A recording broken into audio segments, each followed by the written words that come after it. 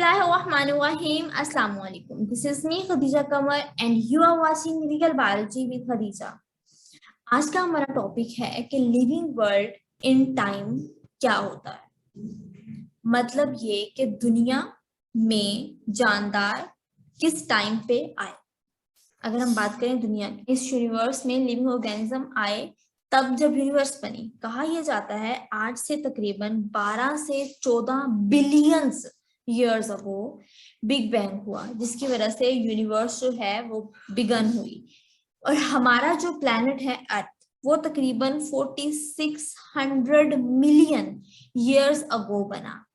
First living organism जो originate हुआ वो तकरीबन 3000 मिलियन ईयर्स अगो हुआ।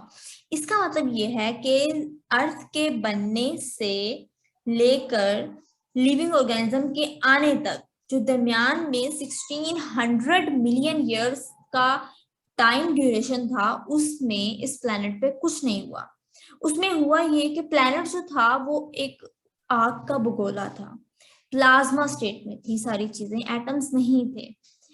तो हमने ये पढ़ लिया बायोलॉजिकल ऑर्गेनाइजेशन में कि हमारे पास लिविंग ऑर्गेनिज्म की इब्तिदा ही सब एटॉमिक और एटॉमिक लेवल से होती है।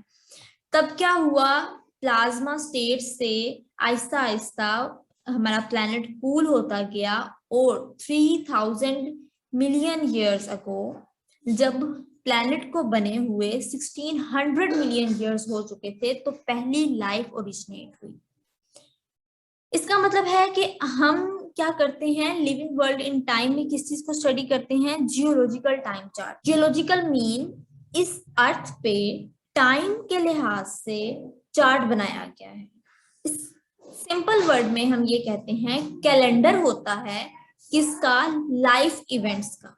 अर्थ पे जो लाइफ इवेंट्स हुए हैं उसका कैलेंडर। अर्थ की पूरी हिस्ट्री उस चार्ट में मौजूद होती है। या फिर हम इस तरह कह सकते हैं कि ऑर्गेनिज्म को प्लेस करना है सीक्वेंस के साथ जिस तरह वो आते गए। ऑर्गेनिज्म को जिस तरह टाइम बाय टाइम वो आए, अब उसको प्लेस करना बहुत ही मुश्किल टास्क है, लेकिन किस तरह करते हैं, हम एविडेंस लेते हैं फॉसिल्स से। जो ऑर्गेनिज्म इस जमीन पर पहले आया वो पहले इस दुनिया से जाता है, अगर ठीक है वो खत्म हो जाता है या फिर वो उसकी डेथ हो जाती है तो वो जमीन की लेयर में दब जाता है। जमीन की लेयर में दब जाता है, मट्टी उसके ऊपर पड़ जाती है तो एक लेयर बन जाती है मट्टी की।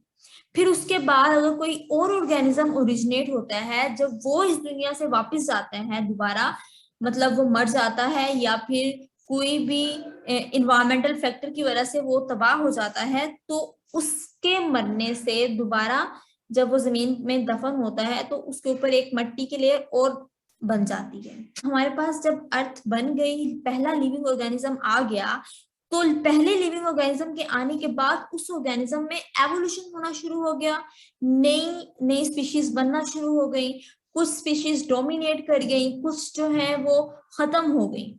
तो आहिस्ता आहिस्ता जब नई स्पीशीज आती गई, उनके मरने के बाद वो जमीन में जब दफन हुई तो एक नई लेयर बन गई। हाँ, जब ऑर्गेनिजम्स जब जमीन में दफन होते गए तो अब साइंटिस्ट जो पैलियोंटोलॉजिस्ट हैं, फॉसिल्स को स्टडी करने वाले, उन्होंने देखा जो लेयर सबसे नीचे थी उसमें जो ऑर्गेनिजम्स हैं और जो ऊपर वाली लेयर्स हैं उनमें से जो फॉसिल्स मिले हैं, तो उन्होंने क्या कह दिया, जो नीचे वाली लेयर से फॉसिल्स मिले हैं वो एंसेस्टर्स हैं उनके जो ऊपर वाली लेयर से मिले हैं। नेक्स्ट है रेडियो एक्टिव आइसोटोप्स। अगर इस तरह से अंदाजा ना लगाया जा सके सेडिमेंट से या फॉसिल्स से, तो नेक्स्ट वे होता है रेडियो एक्टिव आइसोटोप्स को यूज करना। इसमें क्या होता है, वो फॉसिल जिसको ज्यादा टाइम हो गया होगा उस ऑर्गेनिज्म में रेडियो एक्टिविटी कम हो चुकी होगी, रेडिएशंस कम रिलीज हो रही होंगी, और वो ऑर्गेनिज्म या वो फॉसिल्स जो हमें सेडिमेंट से मिले लेकिन हमें पता नहीं वो कौन सी लेयर्स में थे, लेकिन हमने रेडियो एक्टिविटी की और हमें ये पता चला कि वो रेडिएशन ज्यादा रिलीज कर रहा है, वो यंगर है एज कंपेयर टू उस फॉसिल के जो रेडिएशन कम रिलीज कर रहा है। नेक्स्ट देखते हैं लिविंग ऑर्गेनिज्म का जियोलॉजिकल टाइम चार्ट। अभी हमने कहा कि पहला लिविंग ऑर्गेनिज्म जो है वो अबाउट 3000 मिलियन ईयर्स अगो आया था, और हमारे पास कि ये जो इरा था जिसमें लाइफ ओरिजिनेट हुई थी उसको नाम दिया प्रोटीरोजोइक इरा का। ये बिल्कुल वैसे ही है जिस तरह हम डिफरेंट इरास को नेम दे देते हैं, जिस तरह जैसे आप सल्लल्लाहु अलैहि वसल्लम के इस दुनिया से पर्दा कर जाने के बाद दौरे खिलाफत चले थे। पहला दौरे खिलाफत था हजरत बकर सिद्दीक रजी अल्लाह तआला अन्हा का, उसके बाद हजरत उमर फारूक रजी अल्लाह तआला अन्हा का, और फिर हजरत उस्मान रजी अल्लाह तआला अन्हा का। तो ये दौर थे, इराज थे। तो इसी तरह दुनिया में मौजूद जो लाइफ है वो किस टाइम से आई उसके हिसाब से साइंटिस्ट ने इसको नेम दिए हैं। तो पहला इरा है प्रोटीरोजोइक इरा, पीरियड इरा से छोटे हैं, टाइमलाइन छोटा है उनका, राइट। नेक्स्ट, अब यहाँ पर इस चार्ट में यहाँ पे क्या शो हो रहा है वो हम देखते हैं। यहाँ पर एज ऑफ ट्राइलोबाइट्स का मतलब है इंसेक्ट्स, और हमारे पास एज ऑफ फिशेस का मतलब है कि फिशेस की जिंदगी यहाँ से स्टार्ट हुई इस टाइम से, और ये तकरीबन पीरियड बनता है ऑर्डोविशियंस का, जो कि 500 मिलियन ईयर्स अगो आया था। और ये जो चार्ट को इन्होंने यहाँ से लाइन को मोटा किया हुआ है, इसका मतलब ये है कि फिशेस की पॉपुलेशन जो है वो तकरीबन इन 3 इराज में, ये जो 3 इराज हैं इनमें मैक्सिमम रही है। उसके बाद इन फिशेस की पॉपुलेशन जो है वो जो है मीजोजोइक ईरा, उसके फर्स्ट जो है 225 मिलियन ईयर्स अगो वाला जो पीरियड है उसमें कम थी, आहिस्ता आहिस्ता फिर बढ़ना शुरू हो गई और अब ज्यादा है। ये लाइन आपको ये इंडिकेट करती है। जिस तरह हम एक और एग्जांपल लेते हैं एम्फीबियंस की, यहाँ पर ये जो पॉइंट है ये इंडिकेट करता है कि एम्फीबियंस की एज यहाँ से स्टार्ट हुई, और ये तकरीबन इरा है 400 मिलियन ईयर्स अगो, आज से 400 मिलियन ईयर्स अगो की बात है।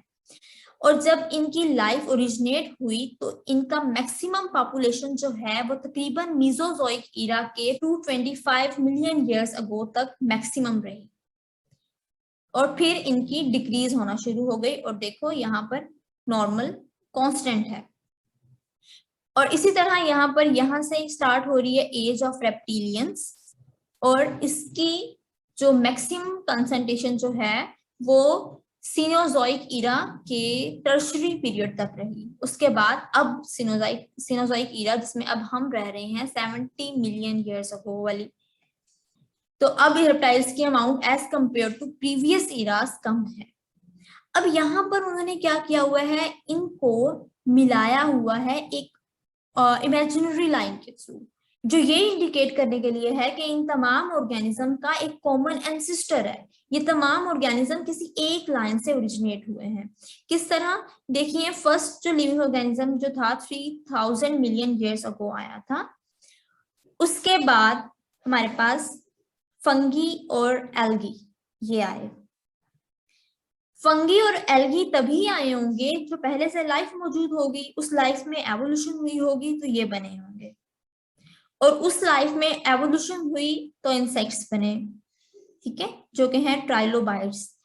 उसी लाइफ में एवोल्यूशन हुई तो फिशेस बने, रेप्टाइल्स से बर्ड्स बने, और फिर रेप्टाइल्स से ही मैमल्स बने।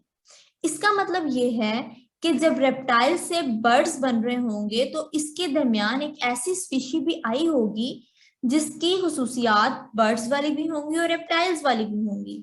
एग्जाम्पल के तौर पे बात करते हैं हम, एक क्रो था जिस चूंच थी और उसकी चूंच के अंदर दांत भी थे। चूंच जो फीचर है वो बर्ड्स का है, जबकि दांत जो फीचर्स है वो रेप्टाइल्स का है।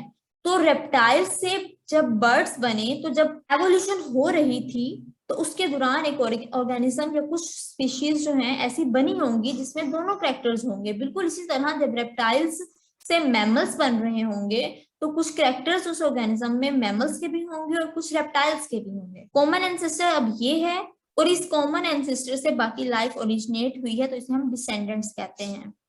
अब हम चलते हैं कुछ क्वेश्चंस देखते हैं जो इस टॉपिक से रिलेटेड पूछे गए हैं। क्यूज है, क्वेश्चन शॉर्ट क्वेश्चन है, define geological time chart in which era of life we are living. मिलते हैं नेक्स्ट वीडियो में, तब तक के लिए अल्लाह हाफिज।